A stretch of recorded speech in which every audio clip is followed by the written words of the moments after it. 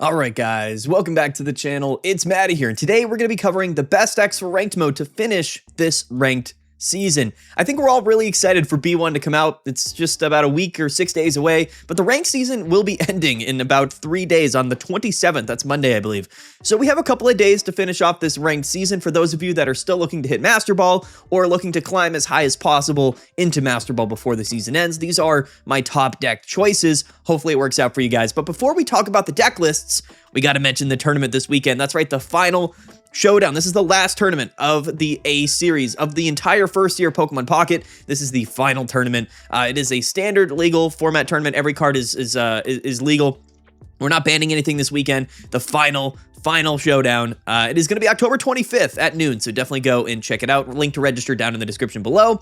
We will be going live on Twitch and YouTube probably tonight for some more ranked ladder grinding, and then of course we'll be live on Sunday for the Top Cut bracket live stream of the tournament. Really excited for that. But anyway, let's get right into the deck lists. This is going to be a quicker video today. Yesterday's video was very long. None of the decks, I guess, in today's video, other than maybe the wild card, are like new decks, so there's really not too much to cover. This is going to be just sort of a general overview of what I think the metagame looks like at this point and what decks you should be playing, and maybe some, information about what cards are in those decks right now. So, first and foremost, of course, yeah, we have Suicune. This is going to be sort of a newer version of Suicune that I saw do well recently at an online tournament. One copy of Cyrus, one copy of Irida, which is very interesting, one inflatable boat and giant cape, and then one potion. So, what I find interesting about this deck is that we're playing the potion instead of the Irida. We also have the repellent here. I think that this is an interesting way to play the deck. It does kind of fill a couple of niche scenarios where you can heal if you don't have water energies attached, and that can be relevant. There's definitely some times playing Suicune where, you have a damaged Pokemon with no energy attached, and you don't necessarily want to invest that energy just so that you can heal that Pokemon. So the potion's very useful there. Inflatable boat is sort of our counterplay to getting repelled, and then of course we have giant cape. So, I think that Suicune Greninja is probably still one of the best decks in the game right now. I don't have a lot of faith in this deck list really carrying you high up in Master Ball. I just think that there's so much counter meta going on right now. Realistically, this was kind of like a two-factor meta game, and it really was for like 2 months, where we had Suicune Greninja, and then we had like kind of the smallish variety of decks that were strong into Suicune Greninja. So that's what I really would believe the best choices are going into the end of this ranked season. If you're trying to make that final push, my recommendation would be to just pick one of these decks that you think works well for you, and then just stick with it. It's definitely, this season has probably been one of the more difficult ranked seasons to climb effectively, mainly just because of the dominance of Suicune Greninja, but also the complexity of a lot of the decks and the matchup in general. I said it from the very beginning that the issue I think a lot of people have with Suicune Greninja is that it's just very overpowering into the late game. It's always going to get to a very specific, dangerous board state, but there's a lot of ways to kind of lose this matchup if you're playing against this deck or you're playing the mirror matchup. I think it's not very easily understood by, maybe the typical player, what moves they should be making at any point in the game. Suicune does kind of punish you for doing certain things, and that's not a common thing in Pokemon Pocket. So I think a lot of the difficulty this season really came down to a lot of people not knowing the best way to play against Suicune or even play with the deck. It kind of increased the skill gap a little bit while kind of decreasing the overall, variety, of quality, viable decks in the metagame, right? So those two factors definitely contributed to a lot of people maybe struggling this ranked season. I think that, we've made a video on this deck before. There's a lot of resources, but in general, I would still say that this is, it has to be mentioned as sort of the dominant deck. And I think that this weekend's tournament will likely also be dominated by Suicune Greninja. Where do I think Suicune Greninja is going to land up, once we kind of get into the next season's metagame with B1? We'll have to wait and see, but I do think that the overall high amount of HP and damage output from Mega Pokemon will likely result in Suicune Greninja kind of struggling a little bit more than typical. Suicune and Greninja is not a super hard-hitting deck. That's really one of the only downsides to it. It does basically everything else really properly, but I just think that handling some of these 200 plus HP Pokemon with Lily and Giant Cape, it's just going to be too much for Suicune to handle, and everything in this deck potentially does get one-hit KO'd by a lot of stuff that's coming out in B1, so we'll have to just wait and see. I think that the, excuse me, I think that the power creep is definitely going to happen pretty substantially when B1 comes out, which, to be fair, I think is a good thing, mainly just because it's going to change the cards. The trading updates as well, definitely going to allow people to get all out of the new cards a lot easier. New decks in the metagame, new strategies. I'm just excited for it. We'll have to see if Suicune Greninja ends up being really popular even next season, but what I am afraid of, this is a bit of a rant, what I am afraid of is that everybody's going to play Blaziken when B1 comes out. That seems to be sort of the early favorite. Keep in mind, Blaziken is weak to water type, okay? So just keep that in mind, okay? If you're playing the new deck that you love to play or that you want to play, and it just happens to be weak to Suicune and Greninja, then don't be upset when Suicune Greninja ends up still doing well next season, okay? So keep in mind, as we go into B1, you're going to want to focus around counterplaying Suicune Greninja because that is the top deck of the previous metagame. So just know, maybe Blaziken is really strong, but if it struggles into Suicune Greninja, maybe don't play it, okay? We're going to try not to feed Suicune as much as possible going into next season. But anyway, there you go, Suicune Greninja. Next up is Giratina Darkrai. You know, I also am not very confident in Giratina Darkrai. I just think there's too much Oricorio on the ranked ladder, personally. But for those of you that are maybe in Ultra Ball looking to get to Master Ball tier,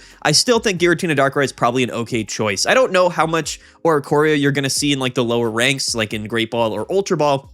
I think that a lot of the Oricorio / Lightning decks are probably seeing play like higher up in Master Ball as sort of counterplay. So I think that Giratina Darkrai, I mean, it's still a fine deck. It really has struggled over the last few weeks in tournament play, but that's just because there's so much Oricorio going around. A lot of these turbo decks like Turbo Dark and Charizard and Flareon, like they can actually do really well into Giratina Darkrai. So most things kind of have a winning matchup. Now, if Suicune's like the only deck that you're playing, then or facing in ranked mode, then Giratina Darkrai is actually a pretty strong choice. And basically every other deck that we're going to cover in this video are decks that are strong into Suicune and Greninja, you know, basically speaking. So I think Giratina Darkrai is a fine choice. I'm probably the least amount of confident into this deck as I am all of the other decks we're going to talk about today, but it is still a decent deck list. And, you know, we all know that Giratina Darkrai can get wins. So, you know, playing a deck list like this, which can win, you know, regardless of whether or not you really know too much about how to play the deck, that's definitely going to help you. The higher rank you go, the less likely I would recommend Giratina Darkrai, but if you're in the lower ranks, I think it's still definitely a decent choice.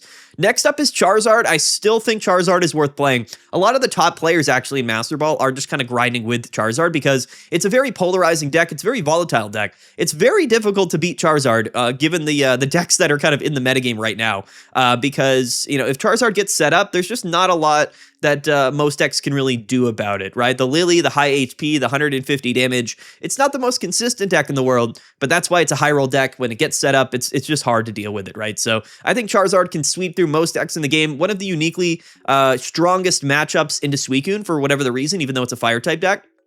The idea is that a solo Charizard in the active spot with 2 copies of Lily, with Giant Cape, with Repel in red, you're probably just going to sweep through Suicune. It's also good into Giratina Darkrai. It's going to be pretty good into the Turbo Dark decks as well. We kind of just want to KO whatever, especially with the 1 copy of red. So that's the idea with Charizard. Unfortunately, again, if you're hitting a lot of Oricorio, probably not going to be a great time for you. I would say that at least in top 5,000 Master Ball, the Lightning decks are going to be exceedingly common. So you might not really want to play Charizard if that is, of course, the matchups that you're hitting, but into most other things in the format, I feel really confident in Charizard. So I think if you play enough games with this deck, you're probably going to fall closely to about 50%. Given the matchups, you might hit some win streaks, and that's how you climb in Master Ball right now, right? So we have to recommend Charizard.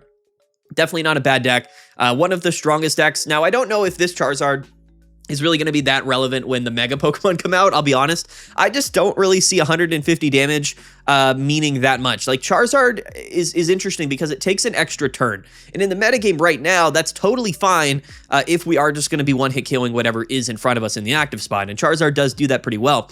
Now, you got to keep in mind, you know, things like Mega Ampharos, like Gyarados, like Mega Blaziken, these are Pokemon that have more HP and deal basically the same amount of damage, but for less energy costs, right? So playing a deck like this that is kind of, you know, playing Charizard like it was a Mega Pokemon, it's just not going to be strong enough, I think, to hang with other Mega Pokemon. I could be totally wrong about that, but we'll have to wait and see. Anyway, Charizard, it's an anti-Suicune deck. Definitely not a bad choice. I had to recommend it. We'll see what Charizard does. Now, the other Charizard, Genetic Apex Charizard that hits for 200, that might be relevant when Mega Pokemon come out. We'll have to see, especially with the new Flame patch. Absolutely broken card, by the way. We talked about it in yesterday's video. Go check that out. Anyway, Stoke Charizard, it's a good deck. It's a strong counter Suicune deck, so, you know, we had to recommend it. Good luck playing a bunch of Suicunes in ranked.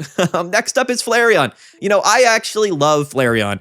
This is a deck, for whatever the reason, not many people, I don't want to say too many people, because it is definitely one of the most played decks this season, but the Lightning Fire, you know, EV Box combination here really is, I think, probably the number 2 or number 3 deck in the game. I think that this deck just doesn't care about anything. It just does what it wants to do. This is a deck that, you know, can kind of just beat anything, but also can lose to anything just because sometimes it doesn't do anything. And that's, you know, that's the thing about Turbo. I think that there's like 3 distinct archetypes. Okay, I would say that, yeah, like there's really 3 distinct archetypes in the current metagame. You have, of course, like the archetype of Suicune Greninja, which is just its own thing. And then you have like the pure high roll decks, like the solo stage 2 Pokemon and the active. These are not even stage 2s, but just like the solo tanky Pokemon in the active. That's things like Guzzlord, like Charizard, like Decidueye. And then you have Turbo decks. And there's a lot of Turbo decks. You've got things like Flareon, like Turbo Dark, or Turbo Arceus. And I think that there's just... like, the Turbo decks are honestly not that bad, and I know that, like, the daycare stuff definitely was, like, all of the rage, especially last weekend winning our Suicune Band Tournament or Greninja Band Tournament, but I do still think that Flareon Jolteon in a format with Suicune Greninja is probably your best option, or one of your best options if you're not playing Suicune Greninja. So, if this is a deck list that you don't mind playing, I would actually recommend playing it, because I still think that this is probably one of the better options for just grinding on the rank ladder. People are going to comment and say, yo, I played Flareon and I flipped, you know, only tails with Jolteon, and I bricked 10 games in a row, and the deck sucks. But like, if you play enough games with this deck, you're gonna go on win streaks. It's just a deck that is very fast paced, very strong. Jolteon can potentially just 1-hit KO whatever in the game, which is crazy. And then, you know, Flareon EX can hit for 130 plus 150, 170 on turn 2. So it's a deck that either does a lot or does a very little, which, you know, again, you know, kind of makes it not that bad in the current format. And I think Jolteon, if Suicune is seeing a lot of play, which it is worth playing in Flareon. So I had to recommend it. I don't know what we do with Flareon in the future. Like, this is like going into B1 and Flame Patch. I just don't know if Flareon's going to be able to contend. I think that the breakpoints really matter with Flareon. With Red, with EV Bag, you know, we can hit that 150, 160, 170 range like very consistently, which is the upside to Flareon. But if most of the decks in the game aren't getting KO'd by that amount of damage, then we're going to struggle, and that's just the reality of Flareon. So I think that, you know, Flareon might be on the out next season. Maybe not. We'll have to see. It's definitely interesting, but in general, I just don't know if the breakpoints are going to change enough, or if they're gonna change too much for Flareon to remain relevant, right? Same with Charizard. Same with like Giratina, Darkrai, and Suicune. One of the biggest facets of the Mega Pokemon that I've been telling people is that it's just the amount of HP, like the breakpoints, right? We're kind of in a 1-hit KO metagame right now, and there's nothing really in the game that can 1-hit KO the Mega Pokemon, right? So it's like, are any of these Pokemon really going to be that good when they're not 1-hit KOing, right? That's kind of the difficulty. Like, most of these decks scale from like 120 to 170 damage, and while some Mega Pokemon have 170 HP, but most of them are like 190 to 210, and like, to be fair, like, if you're not 1-hit KOing them and then you get 1-hit KO'd back, like, you're probably going to lose the game. And that's, I think, what the next metagame is really going to look like. So we'll dive a little bit more into some Mega Pokemon decks in a later video, probably Monday or Tuesday next week. We'll kind of build some perspective deck lists because the set is releasing on Wednesday night or Thursday. So we'll have a couple of videos next week where we kind of build some early deck ideas and we theory craft a little bit with the new Mega Pokemon. I like Flareon. I think right now in ranked, it's probably one of my better picks. I had to definitely recommend it. Next up is Guzzlord. And in fact, like, if you're not playing Suicune Greninja, I might recommend playing Guzzlord above anything else. I think that Guzzlord is crazy right now. It's one of the few decks that like always has a winning matchup into Suicune. And not only that, but Guzzlord with Celesteela, with the healing, with Rocky Helmets, we actually deal with some of those aggressive lightning decks with Oricorio pretty well. Guzzlord, again, uniquely is in a position to where it has a lot of HP. Think about how tanky Guzzlord is in this metagame right now. Think about how basically no deck in the game can 1-hit KO a Guzzlord, especially with the healing, which makes it that much more viable in the current metagame. Now imagine basically like 15 new Pokemon coming into the game, all with this HP or above threshold, right? Like that's what I'm talking about. You know what I mean? Imagine having 170 HP, but instead of doing 30 damage for 2 energies, you know, we're doing 140. Like, you know what I mean? It's just, it's going to be a different world. I think Guzzlord has potential moving into the next metagame, again, just because it also has a high HP count. But given the current ranked season, I actually really love Guzzlord. I think 2 Lusamine, 2 Will is correct. Double PCL, 1 Red, 1 Guzma. This deck has so much room. It's like Giratina Darkrai, but uniquely just is a lot more well positioned into some certain decks. Really, really good into a lot of lightning decks just to discard the energies, which I like. It's good into Oricorio because of Celesteela and Will. Feels really good into Charizard, good into Suicune.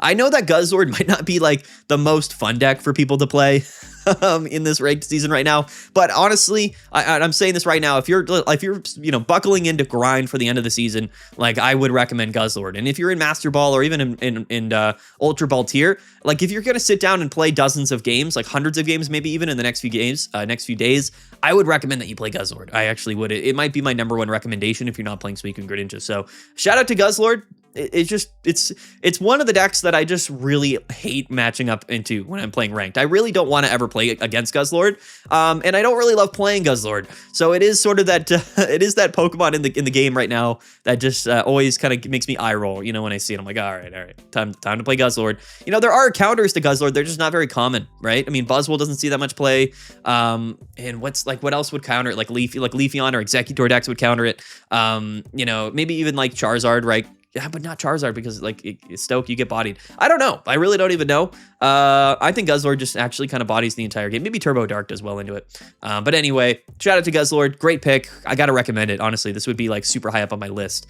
But if you're not playing any of the decks that we've already mentioned in this video, I would go maybe the lightning route, right? So we haven't covered the lightning decks yet, and the next couple of decks will be lightning decks. So this is going to be the Tapu Koko toolbox deck. I think that this is probably the best like pure lightning deck in the game. It's a little bit of a mixed bag. I do think this deck does pretty well into Suicune if you're playing double Tapu Koko. The odds of you leading Tapu Koko or Zeraora are pretty high, which does kind of bolster your ability to just kind of sweep through Suicune, which is really good, especially if they lead Greninja. Or Froakie, rather. Unfortunately, the Oricorio does make this deck worse in a lot of different matchups, but it does effectively make some matchups a lot better, right? If you're playing Charizard, or if you're playing Giratina Darkrai, Oricorio is exceedingly valuable. And I think that's why we're playing 1 Guzma, and we're playing Electrical Cord, Red Card, you know, Repel, E-Switch. It's just, it's like, the lightning decks just have a bit of everything, don't they? I mean, like this deck is playing 4 different Pokemon that all do very, very different things and are very valuable in different scenarios. So it's like when you're playing this deck, you're kind of, you know, pretty solid into most matchups, but it just depends on whether or not you have the Pokemon you want to have, right? And sometimes you don't, and that's kind of what feels bad about this deck list, but definitely not a weak option. This was definitely like a top 4, top 5 deck in the format right now in my mind. I'm definitely looking forward to seeing how this deck performs this weekend at the final showdown, given that Suicune is returning and probably a lot of people will be playing Suicune Greninja. So I like this deck. Again, it's more of a counter Giratina Darkrai deck than anything. The Oricorios aren't really that good into Guzzlord. None of our Pokemon can 1-hit KO Guzzlord. Tapu Koko, you know, it just kind of gets bodied. Like all of our Pokemon get absolutely bodied by Guzzlord if they just discard a couple of heads with Grindcore. There's just nothing our deck can really do. So like that's what's weird about this archetype is that theoretically speaking, it's supposed to be good into Suicune. I would say it's probably about a 53-54% win rate into Suicune, which is definitely not bad. But a much higher win rate into Giratina. The Oricorio Pikachu combo is sort of the Giratina counter. I think it's a big reason why Giratina Darkrai probably has been struggling a lot recently, but you know, Giratina Darkrai and Suicune in recent large tournaments have both had really poor win rates, so I don't think neither of those decks in tournaments are very well positioned, but ranked is kind of a different world. One thing I will say, we don't edit the videos. One thing I will say is that where I'm at on the Master Ball ranked ladder is that there are so many lightning type decks seeing play. Like when I play this deck, it really doesn't feel that great because I'm playing the mirror match so often, and I don't find this deck to be a very fun mirror match in my mind. So there are a couple of different variations if you wanted to run like lightning energy decks, but they all sort of encompass playing colorless Pokemon, things like Silvally and things like Arceus, which is going to be the next deck, which is effectively a very similar deck, but this is just Turbo Arceus with Oricorio. And I think that Turbo Arceus is really strong, right? I do. I think that Arceus with red, Zeraora to do early chip damage on Suicune, This is a deck, again, that is totally fine into most decks of the format. But then, again, you kind of look at this deck and you say, okay, I'm running 2 Pichu and 2 Oricorio, and those are all very easy prizes to be taken by Suicune Greninja. So a deck list like this, again, is another turbo deck, but you're kind of able to slot in Oricorio, where the other turbo decks don't really have that option. So it's sort of a mix between, you know, some of the turbo dark, you know, Arceus decks, kind of like a Flareon matchup, kind of meld here, but we're able to just play Oricorio in it. So, you know, at the end of the day, it's like, do we want to play like the Tapu Koko Pikachu Lightning Box, or do we want to play like, you know, Turbo Silvally or Turbo Arceus with Oricorio? You really have to kind of pick and choose your battles. Deck lists like these definitely feel very volatile in terms of their matchup spreads, but can certainly win games. I think that Turbo Arceus has really emerged as a very solid deck in the upcoming, or I guess the most recent, you know, weeks. And again, this is a deck that's going to do really well into Giratina Darkrai, and theoretically should be good into a lot of different things. It's just, you know, Suicune Greninja. Like, Greninja is going to farm the P2, Oricorio, and Zeraora. It's just a lot of Pokemon that Greninja can absolutely body pretty easily. So unless we're 1-hit KOing with Arceus, we're only playing 1 red, 1 Giovanni. You might want to play some more copies of that so that we can more consistently hit the 150, 140 range. And again, a card like Arceus, to me, like, it's hard to say if this card is going to be that relevant. The only times I can really see Arceus being relevant next season is if, like, we're able to go, like, Arceus into something else, which is going to be really difficult because it's a 3 energy attack cost, right? So playing a deck list like this is really strange, because I think we would rather just play a deck similar to this, but plug in, like, a Mega Pokemon in place of these 2-price Pokemon, because effectively it's the same thing, right? You got to keep in mind, a lot of people have been talking about the upcoming Mega Pokemon being 3-price Pokemon and how that means they're probably not going to be that good. I don't agree with that at all. A deck list like this, and in so many decks that we've taken a look at, the 2-price Pokemon function the exact same as the 3-price Pokemon will, because you're playing them up with a bunch of single-prize Pokemon, right? So in a deck list like this, like, sure, your Oricorio might go down, your Pichu might go down, but the win con always when you're playing up against Arceus is probably going to be KOing that Arceus and taking 2 prizes. So wouldn't you rather just play a 3-price Pokemon with more HP? Because, like, most oftentimes your opponent's going to be KOing Pichu or Oricorio before they're even attacking your Mega Pokemon, right? So that's how I look at things. I think that this archetype in general has potential moving forward. It's just that things like Arceus, like Darkrai, like Giratina, like Suicune, like all of these basic EX non-Mega Pokemon just feel like they, 1, don't have enough HP, and 2, don't deal enough damage to really keep pace with the Mega Pokemon. That's what I think will probably happen moving forward, but I still think that Turbo Arceus, at least for the remainder of the season, is going to be a strong option, because it's just a, you know, it's just a good deck. It really is. Okay, lastly, we have our wild card for the week.